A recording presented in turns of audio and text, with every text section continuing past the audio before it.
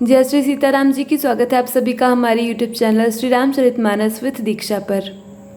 आज की इस वीडियो में हम अयोध्या कांड के उस प्रसंग का वर्णन करने जा रहे हैं जब श्री रामचंद्र जी, सीता जी, लक्ष्मण जी और निषाद राज के साथ गंगा जी को पार करके वनवास के लिए आगे जाते हैं। यदि आप चैनल पर नए हैं तो चैनल को सब्सक्राइब कर लीजिए और अपने दोस्तों के साथ इसे शेयर भी कीजिए।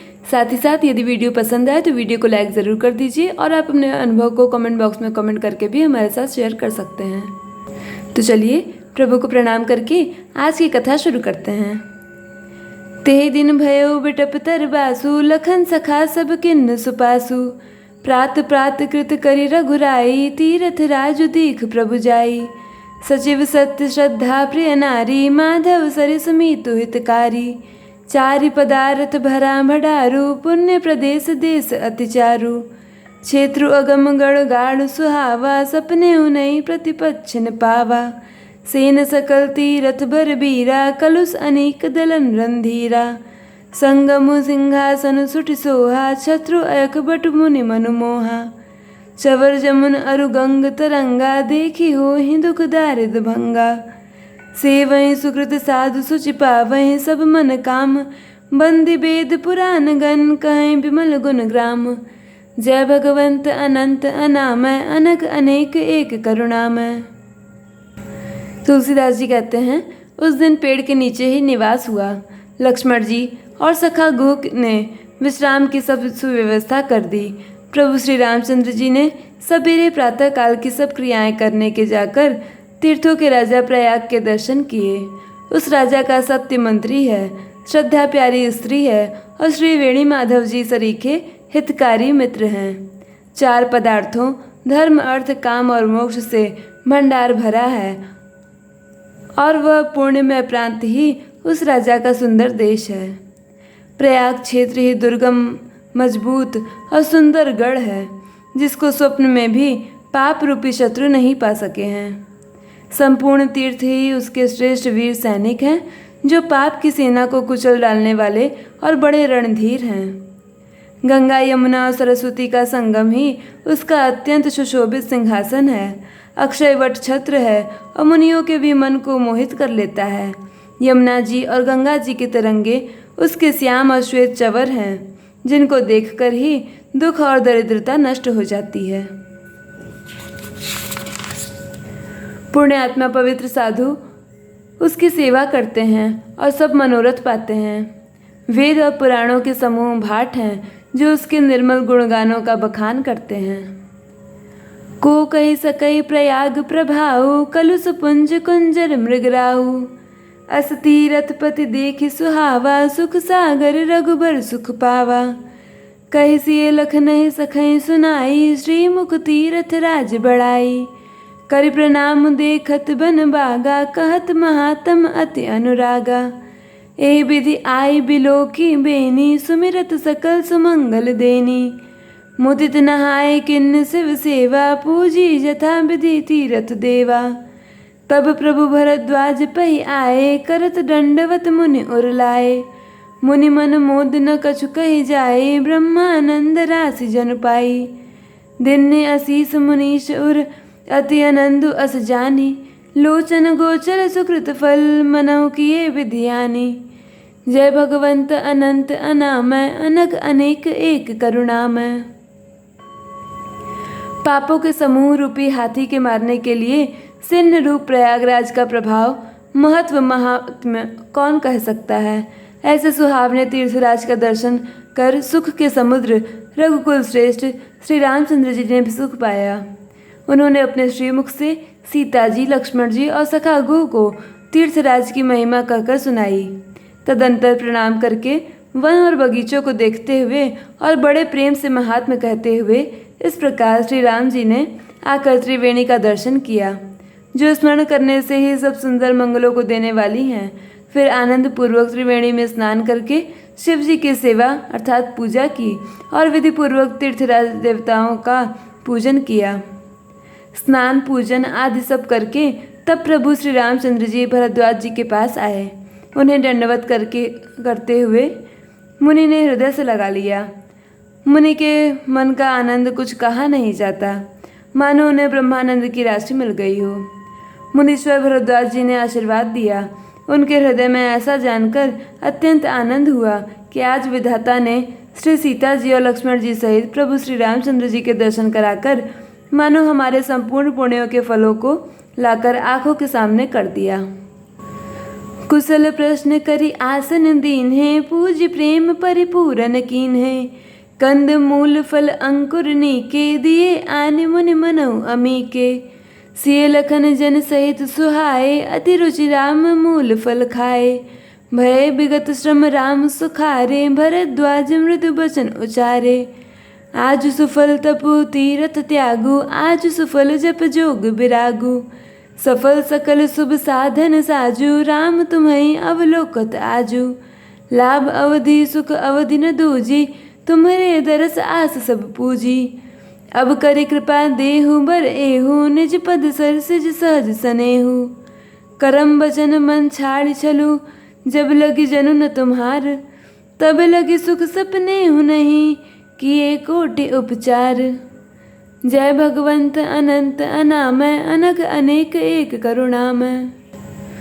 कुशल पूछकर मुनिराज ने उनको आसन दिए और प्रेम सहित पूजन करके उन्हें संतुष्ट कर दिया।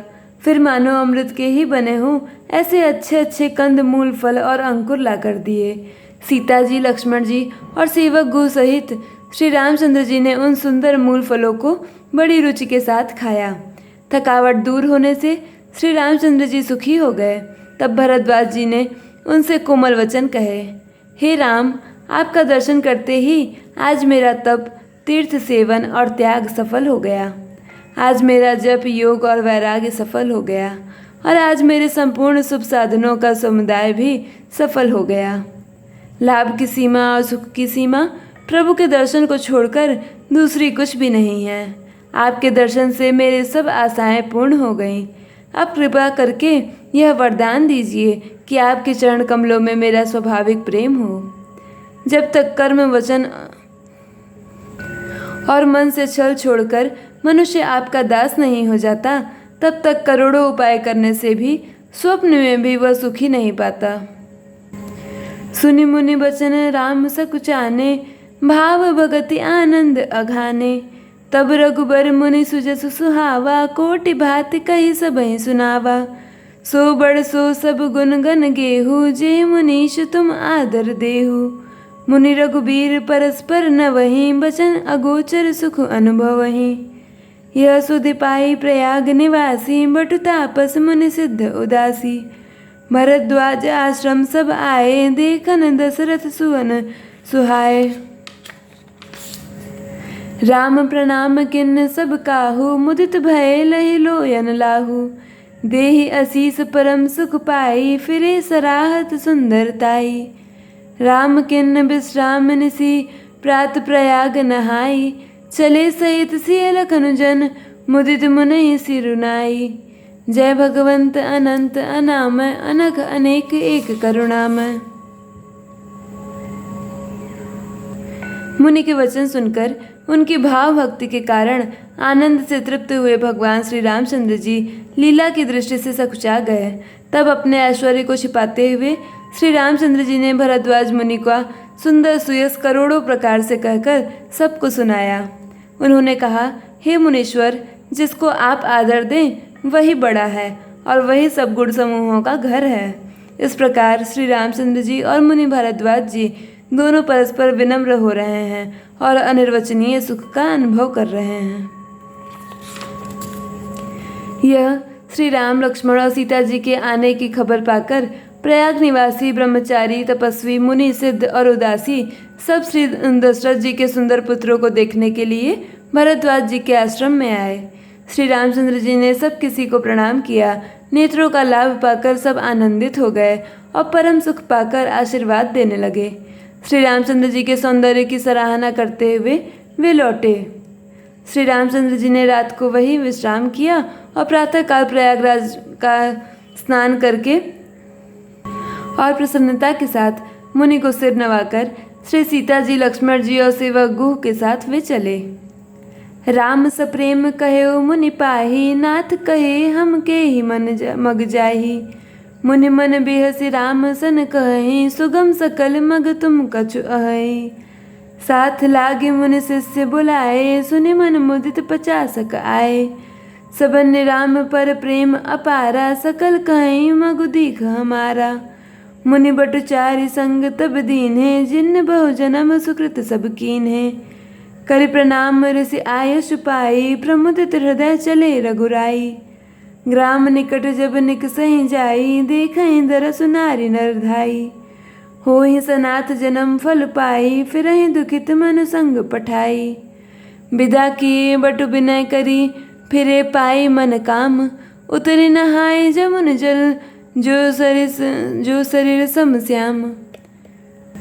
जय भगवंत अनंत अनामय, अनघ अनेक एक करुणामय। चलते समय बड़े प्रेम से श्री रामचंद्र जी ने मुनि से कहा, हे नाथ, बताइए हम किस मार्ग से जाएं। मुनि मन में हंसकर श्री रामचंद्र जी से कहते हैं कि आपके लिए सभी मार्ग सुगम हैं। फिर उनके साथ के लिए मुनि ने शिष्यों को बुलाया। साथ जाने की बात सुनते ही चित्त में हर्षित हो कोई 50 शिष्य आ गए। सभी का श्री रामचंद्र जी पर अपार प्रेम है। सभी कहते हैं कि मार्ग हमारा देखा हुआ है। तब मुनि ने चुनकर 4 ब्रह्मचारियों को साथ कर दिया, जिन्होंने बहुत जन्मों तक सब सुकृत किए थे। श्री रघुनाथ जी प्रणाम कर और ऋषि की आज्ञा पाकर हृदय में बड़े ही आनंदित होकर चले। जब वे किसी गांव के पास होकर निकलते हैं, तब स्त्री पुरुष दौड़कर उनके रूप को देखने के लिए आ जाते हैं। जन्म का फल पाकर वे सनाथ हो जाते हैं और मन को नाथ के साथ भेजकर शरीर से साथ न रहने के कारण दुखी होकर लौट आते हैं। तदंतर श्री रामचंद्र जी ने विनती करके चारों ब्रह्मचारियों को विदा किया। वे मनचाही वस्तु अनन्य भक्ति पाकर लौटे। यमुना जी के पार उतरकर सबने यमुना जी के जल में स्नान किया, जो श्री रामचंद्र जी के शरीर के समान ही श्याम रंग का था। आज की कथा में बस इतना ही। आगे की कथा अगली कड़ी में होगी। हमारे साथ जुड़े रहने के लिए चैनल को सब्सक्राइब करना बिल्कुल न भूलें और हमारे साथ जुड़कर आगे की कथा श्रवण का लाभ लेते रहिए। आप सभी का अंत तक वीडियो देखने के लिए बहुत बहुत धन्यवाद।